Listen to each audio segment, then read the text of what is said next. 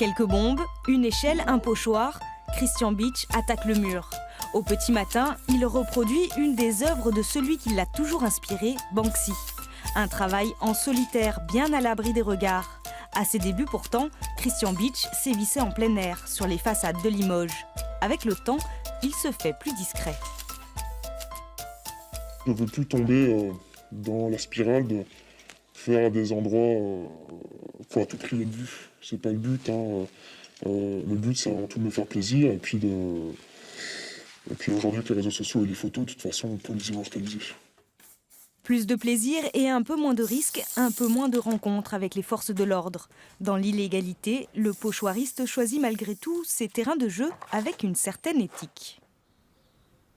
On est dans un bâtiment abandonné, dont l'entrée s'est faite totalement normalement, car des gens sont passés avant moi et ont cassé l'entrée.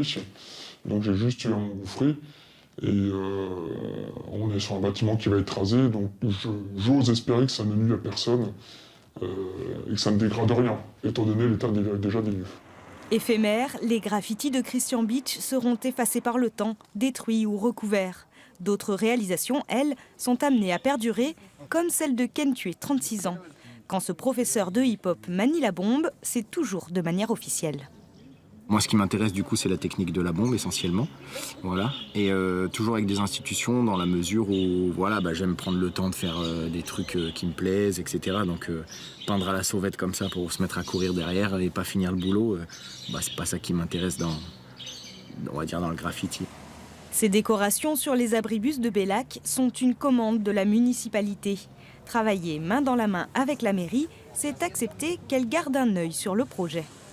On s'est rencontrés, je lui ai dit à peu près les dispositions des abribus.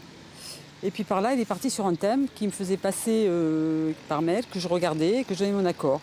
Mais en principe, il n'y avait pas de problème parce que c'était vraiment bien. Pour le plaisir des yeux, les street artistes du Limousin colorent rues et bâtiments des villes. Chacun à sa façon, que ce soit dans l'ombre ou la lumière.